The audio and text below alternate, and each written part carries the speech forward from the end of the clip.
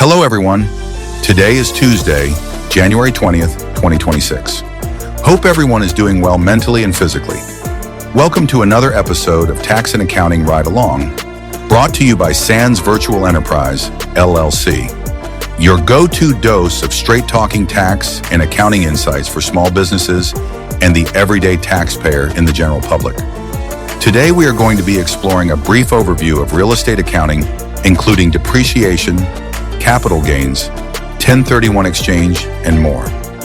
The real estate and rental property business can prove to be very rewarding. The key is to partner up with an experienced, local, and trusted CPA that is familiar with the nuances of the related accounting and tax landscape. So without much further ado, let's crank it up and get straight to it. Usually when we talk about real estate, we're picturing the fun stuff, walking through an open house, knocking down a wall for that open concept living area, or planting the for sale sign in the yard. It's the whole HGTV fantasy. In the glamorous side, for sure. Yeah. It's what sells the dream. Exactly. But today, we are swapping out the sledgehammers for something that is honestly probably way more powerful when it comes to actually building wealth. Oh, yeah. We are looking at the engine room. We're looking at the spreadsheets. That is the perfect analogy, because you can have the prettiest house on the block, but if the engine room, the accounting and tax strategy is broken, well, the ship isn't going anywhere. Right. And according to the research we have in front of us today, specifically this guide called Understanding Real Estate Accounting Basics, the real magic isn't made in the paint selection. No. It's made in how you manage the flow of money. So our mission today is to take a topic that usually makes people want to, take a nap accounting and translate it into a strategic roadmap. We want to find the leverage points, the ones hidden in the tax code. But hang on, before we even take one step forward into this, we have to pause for a very serious disclaimer. Oh, absolutely. This is like the golden rule for this whole deep dive. Yeah. It is non-negotiable. Yeah. We are guides analyzing source material. We are not CPAs. We are not tax attorneys. We're going to talk about some complex concepts today: depreciation, capital gains, recapture. But we are taking a 30,000-foot view. Exactly. We are looking at the concepts. For the actual execution for your specific numbers, your tax bracket, consulting a tax professional is not just a suggestion, it is mandatory. 100%. Do not file your taxes based on a podcast conversation. Yeah. The laws change, and your personal situation changes the math entirely. Okay, disclaimer firmly established. So let's unpack this. The source material starts with something that sounds incredibly mundane, almost too basic to mention: record keeping. And I can just hear people tuning out already thinking, can't we just get to the loopholes? Why do we have to start here? Everyone wants the loopholes first. I get it. But the source makes a really compelling point. You cannot manage what you do not measure. Right. Detailed records are the heartbeat of the investment. It's not just about satisfying the IRS so you don't get audited. It is about financial health. So it's like taking the vitals of the property. Precisely. If you have messy records, receipts stuffed in a shoebox, random Venmo transactions, you don't actually know if you're making money. You might feel like you are because there's cash in the bank, but that's not profit. The source highlighted a specific term that sounded almost like a legal warning: commingling. Yes, this is the cardinal sin of real estate accounting. So for the listener who's maybe just buying their first rental property, what does that actually mean? Commingling is when you mix your personal funds with your business funds. It's using the rent money to buy your groceries, or using your personal credit card to buy a new water heater for the rental. And why is that such a big deal, aside from just being messy? Well, two big reasons. First, from a legal standpoint, if you have an LLC, but you treat the bank account like your personal piggy bank, a court can pierce the corporate veil. Oh, wow. Which means if you get sued, your personal assets are suddenly at risk because you didn't treat the business like a business. That is terrifying. It should be. And secondly, the IRS hates it.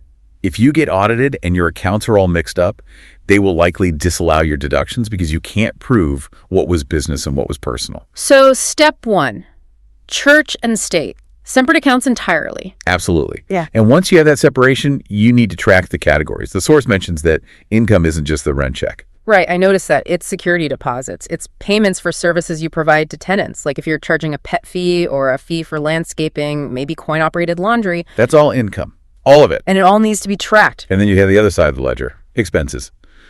Maintenance, repairs, property management fees. And this brings us to the first big aha moment from the research for me. Proper categorization isn't just about being organized for the sake of being organized. No. It is the prerequisite for strategic planning. That is the key phrase. Yeah. Strategic planning. You cannot make an informed decision like, should I sell this property or can I afford to buy another one, if you don't know your true cash flow. It's the difference between guessing and knowing. If you think you're making $1,000 a month profit, but you forgot to track, 3 months of plumbing bills, you might actually be losing money. Exactly. The records are the diagnostic tool. Yeah. Once you have the data, then you can look at the treatment plan, which leads us directly into the inevitable reality of life. Taxes, the fun part, or at least the expensive part. It doesn't have to be just expensive. It can be strategic. Yeah. But first you have to understand the playing field. The source material outlines that in real estate, there are 4 specific players, 4 types of taxes you have to watch out for. Okay, let's run through them rapid fire, just get the lay of the land. First up, property tax. Pretty standard. This is based on the assessed value of the land and the building, paid to your local government. It's the overhead of just owning the dirt. You pay this whether you have a tenant or not. Next, transfer tax. This is the cost of the transaction itself. When you buy or sell, the state, county, or city often wants a cut just for stamping the paperwork and recording the deed. Then we've got income tax. This is the big one for your day-to-day. It's the tax on the rental income itself. It just, flows onto your tax return, just like your salary or interest income. And finally, the heavy hitter that everyone worries about, capital gains tax. Right. The tax on the profit when you eventually sell. If the property appreciates in value, the government wants a share of that growth. Okay, so here is where it gets really interesting. Because usually when we talk about taxes, we think about money leaving our bank account. But the source material points out that real estate accounting has a flip side. The right accounting turns some of these expenses into deductions. This is where we shift from paying bills to strategy. The source highlights that you can deduct mortgage interest, property taxes, and operating expenses like utilities and repairs from your taxable income. That sounds great, but those are actual cash expenses. You spent that money. The concept that always blows my mind, and the source spends a good amount of time on this, is depreciation. Yes. The phantom expense. Okay, explain this like, I'm 5 years old. How can I have an expense if I didn't actually write a check for anything? Okay, so the IRS acknowledges that a building doesn't last forever. The roof wears out, the pipes rust, So they assign a useful life to the structure. For residential real estate, that is currently 27.5 years. 27.5 years. Got it. So they allow you to take the value of the building, and this is important, not the land, just the building, and divide it by 27.5. You get to deduct that amount from your income every single year. So, on paper, my income looks lower, which means my tax bill is lower. Correct. You might have $10,000 in the bank from rent, but on your tax return, you might show 0 profit because of depreciation. It sounds like a cheat code.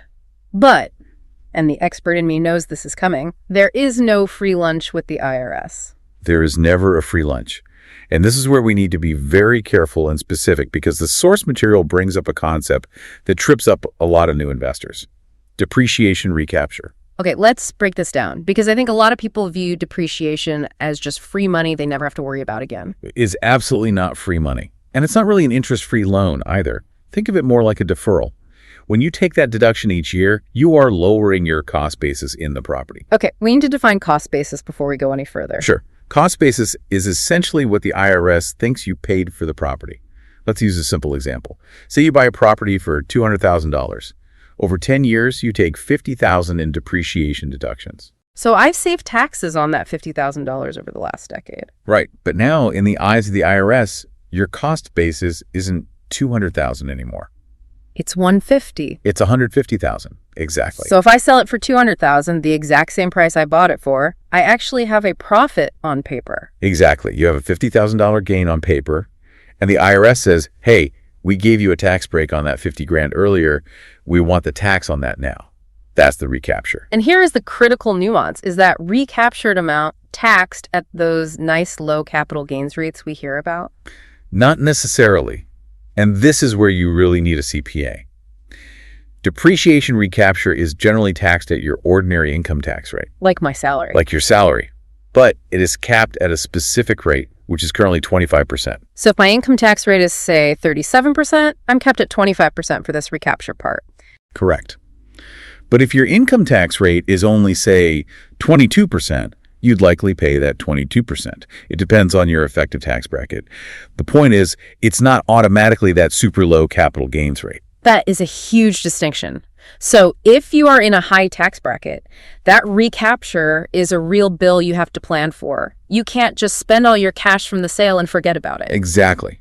It catches so many people off guard. They sell the house, they see the check, and they forget that a chunk of that money belongs to Uncle Sam to pay back the depreciation. Which is why that disclaimer is so important. Your individual tax bracket completely changes the math on this. Right, it's complex. But let's move on to the actual profit, the growth. Okay, so we've covered the recapture of the old stuff. Now let's talk about the big event, the capital gains. We mentioned this earlier, but there is a massive strategy component here regarding time. Time is the most important variable. The source distinguishes clearly between short-term and long-term capital gains. So short-term is if I flip a house quickly. Specifically, if you hold the asset for under 1 year. If you sell in month 11, that's short-term. And the tax rate on that? It is taxed as ordinary income, just like your salary. So if you're a high earner, that could be 37% plus state taxes. It is expensive to be impatient. But if I hold it for just a year and a day? Then you enter the land of long-term capital gains.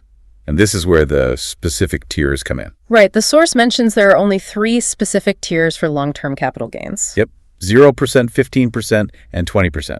Wait, 0%? I can pay 0 tax on the profit. If your overall taxable income is low enough, yes. For, say, a married couple filing jointly with a lower income, the rate on that capital gain can be 0%. That's incredible. But I assume most people investing in real estate might be in the next bracket up. Most middle to high income earners will land in the 15% bucket. That's the standard for most investors. And the 20%. That's the cap. That's for the highest earners. But think about that. Even if you're super wealthy, paying 20% on a sale is way better than paying 37% on your salary. So simply by holding the property for that extra time, getting past that 1-year mark, you are moving your profit from a high tax bucket to a low tax bucket. That is why we say holding time is a strategy in itself. It's not just about waiting for the market to go up. It's about waiting for your tax rate to go down. So what does this all mean? It means patience pays off. But let's play out a scenario. Let's say I've held the property for years. It's appreciated a ton. I have a lot of equity. I want to sell and buy a bigger building. But even a 15 or 20% tax on my profit sounds painful. That's money I could use for the next down payment. It's capital drag. You lose a chunk of your power every time you sell. Is there a way out? The source mentions a strategy that sounds almost like a magic trick, the 1031 exchange. It's the magic trick of real estate, but it's totally legal. Section 131 of the tax code. How does the mechanism work, in simple terms? The concept is simple. You are selling one investment property to buy another like-kind investment property. So I'm trading up, like selling a duplex to buy a fourplex. Exactly. The benefit is that if you follow the rules, and there are a lot of rules, you can defer those capital gains taxes entirely. You don't pay the 15 or 20%. You don't pay the depreciation recapture yet. You roll it all into the new building. Defer? That's the key word again. Right. You aren't erasing the tax. You are kicking the can down the road. But think about the power of that. Instead of sending the IRS a check for $50,000, you are using that $50,000 as a down payment to buy a bigger asset that generates more income. You're keeping your capital working for you. Exactly. But I have to be the buzzkill here. The 1031 exchange is incredibly strict. The source material is adamant about this. What are the traps? The timeline. You have exactly 45 days from the day you sell your old property to identify the new one. 45 days. That is not a lot of time in this market. It's a blink of an eye.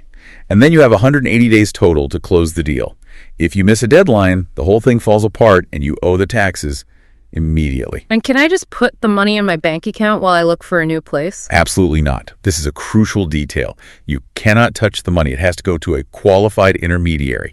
If that cash hits your personal account, even for a second, it's game over. And the source mentioned a funny word, boot. Yes, boot. That is any cash or value you receive that isn't put into the new property. Like if you decide to keep $10,000 to, buy a boat, that $10,000 is boot. And it is taxable immediately. To get the full benefit, Every penny has to go into the new deal. This sounds incredibly high stakes. One wrong move, and you're writing a massive check to the government. It is high stakes. Which brings us to a really important question. Should a listener try to manage this with, like, a spreadsheet alone? The DIY danger. Exactly. The source material is very clear on this. Hiring a professional accountant, specifically one specialized in real estate, is crucial. Why specifically real estate? Why not just a general accountant? Because generalists might miss the specific incentives and credits we're talking about, or they might not know the intricate rules of a 1031 exchange. Real estate tax law is its own beast. It changes constantly. The source mentions that a pro doesn't just file forms. They offer tailored financial solutions. And they help keep you out of trouble. Legal compliance. Avoiding penalties.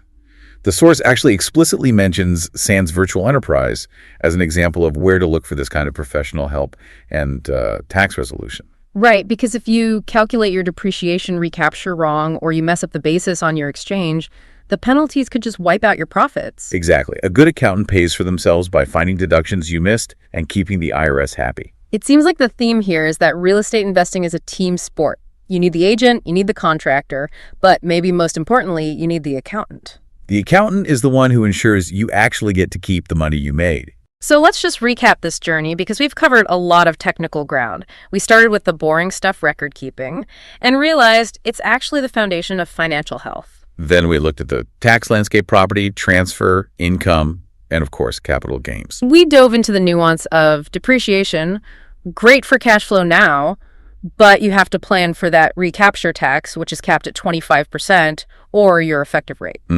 We broke down the 3 tiers of long-term capital gains, 0, 15, and 20%, and how holding for just 1 year changes the entire game. And finally, the 1031 exchange as the ultimate tool to defer taxes and grow the portfolio, provided you don't touch the boot. It's a lot to take in. So if we connect all this to the bigger picture, what is the final takeaway? The provocative thought I'd leave you with is this. Real estate isn't just about the building. It's about the efficiency of the money flowing through the building. The efficiency of money. I like that. The question shouldn't just be, how much is the rent? Or how much did the property appreciate? The real question is, how much of that wealth do you actually keep after the IRS looks at your strategy? Yeah. You can make $1 million, but if you have a terrible tax strategy, you might only keep half of it. Someone else might make less but kept more because they understood these mechanics. That is a powerful way to look at it. It's not what you make. It's what you keep. Precisely. All right, before we sign off, we have to do it one last time. The final disclaimer. Today was a conceptual overview, a 30,000-foot view. We are not your accountants. For any specific depreciation schedules, tax filings, or before you even think about attempting a 1031 exchange, you must consult a certified tax professional. Do not try this at home without a safety net. Please don't. Thank you for joining us on this deep dive into the hidden mechanics of real estate wealth. Hopefully those spreadsheets look a little less intimidating and a little more like treasure maps now. Happy investing. We'll catch you in the next one. Well, folks, that's a wrap. Thanks for joining us for another episode of Tax and Accounting Ride-Along, courtesy of Sans Virtual Enterprise, LLC. Got feedback or curious questions? Or maybe a topic that needs some airtime? We'd love to hear from you. Connect with us at admin@sve-accountingandtaxes.com or text us at 404-5858513. Also, follow us on Facebook, Instagram, TikTok, YouTube, and LinkedIn for more insights. Catch you next time for more business talks and good times.